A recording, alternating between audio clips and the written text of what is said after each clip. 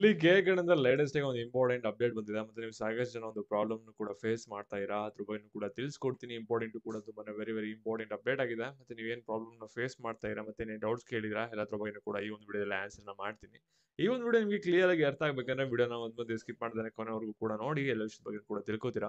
ಅದಕ್ಕಿಂತ ಮುಂಚೆ ಯಾರು ಚಾನಲ್ ಸಬ್ಸ್ಕ್ರೈಬ್ ಮಾಡ್ಕೊಂಡಿರಲ್ಲ ಪ್ರತಿಯೊಬ್ರು ಕೂಡ ಸಬ್ಸ್ಕ್ರೈಬ್ ಮಾಡ್ಕೊಳ್ಳಿ. ಹಾಗೆ ಪ್ರತಿಯೊಬ್ರು ಕೂಡ ವಿಡಿಯೋಗೆ ಒಂದು ಲೈಕ್ ಕೊಡಿ. ಯಾಕಂದ್ರೆ ಮಾಡೋ ಒಂದೇ ಒಂದು ಲೈಕ್ ಒಂದು ಸಬ್ಸ್ಕ್ರೈಬ್ ಇಂದ ನಿಮ್ಗೆ ಇದೇ ರೀತಿ ಕಂಟಿನ್ಯೂಸ್ ಆಗಿ ಅಪ್ಡೇಟ್ಸ್‌ಗಳನ್ನ ನೀಡ್ತಾ ಇರಬಹುದಾಗಿರುತ್ತೆ.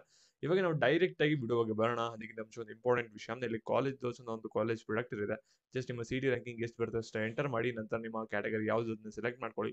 ನಂತರ ಯಾವ್ದು ಬ್ರಾಂಚ್ ಅಲ್ಲಿ ನಿಮಗೆ ಸೀಟ್ ಸಿಗ್ಬೋದು ಅಂತ ಅನ್ಸುತ್ತೆ ನಿಮ್ಗೆ ಅದನ್ನ ಸೆಲೆಕ್ಟ್ ಮಾಡಿ. ನಂತರ ನಿಮಗೆ ಯಾವೊಂದು ಕಾಲೇಜ್ ಕೌನ್ಸಿಲಿಂಗ್ ಅಲ್ಲಿ ಸಿಗುತ್ತೆ ಅಂತ ತೋರಿಸುತ್ತೆ. ಇದು ಕಂಪ್ಲೀಟ್ಲಿ ಫ್ರೀ ಇರುತ್ತೆ. ನಿಮಗೆ ಡಿಸ್ಕ್ರಿಪ್ಷನ್ ಬಾಕ್ಸ್ ಮತ್ತೆ ಕಮೆಂಟ್ ಸೆಕ್ಷನ್ ಲಿಂಕ್ ಇದೆ. ಡೈರೆಕ್ಟ್ ಲಿಂಕ್ ಚೆಕ್ ಮಾಡಿ ನಿಮಗೆ ತುಂಬಾ ಯೂಸ್ಫುಲ್ ಆಗುತ್ತೆ. ಇವಾಗ ನಾವು ಬ್ಯಾಕ್ ವಿಡಿಯೋ ಬಗ್ಗೆ ಬರೋಣ. ಇಲ್ಲಿ ನೀವೆಲ್ಲರೂ ಕೂಡ ಇವಾಗ ಸಿಇಟಿ ಅಪ್ಲಿಕೇಶನ್ ಹಾಕಾಗಿದೆ. ಮತ್ತೆ ಸಿಇಟಿ ಎಕ್ಸಾಮ್ ಕೂಡ ಬರ್ದಾಗಿದೆ. ರಿಸಲ್ಟ್ ವೇಟ್ ಮಾಡ್ತಾ ಇರೋ. ಇವಾಗ ರಿಸಲ್ಟ್ ಬರ್ಬೇಕಂದ್ರೆ ನಿಮ್ಗೆಲ್ಲರಿಗೂ ಕೂಡ ಗೊತ್ತಾಗ್ಬಿಟ್ಟಿದೆ. ಇವಾಗ ಡ್ರಾಪರ್ಸ್ ಅವರು ಎಲ್ಲರೂ ಕೂಡ ಮಾರ್ಕ್ಸ್ ಎಂಟ್ರಿ ಮಾಡಬೇಕು.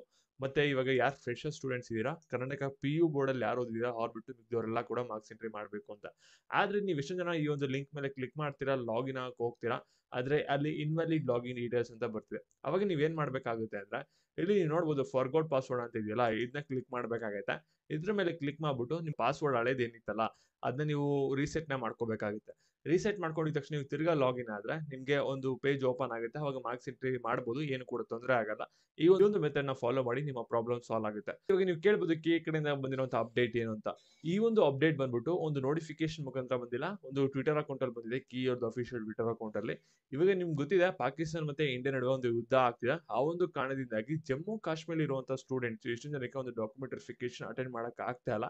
ಅದರಿಂದ ಏನಂತ ಹೇಳಿದ್ರೆ ಅಂದ್ರೆ ಡಾಕ್ಯುಮೆಂಟ್ ವೆರಿಫಿಕೇಶನ್ ಅವ್ರಿಗೆ ಇನ್ನೊಂದು ಚಾನ್ಸ್ ನ ಕೊಡ್ತೀವಿ. ಅವಾಗ ನಾವು ಅವರು ಡಾಕ್ಯುಮೆಂಟ್ ವೆರಿಫಿಕೇಶನ್ ಮಾಡಿಸ್ಕೋಬಹುದು ಅಂತ ಹೇಳಿದ್ರೆ.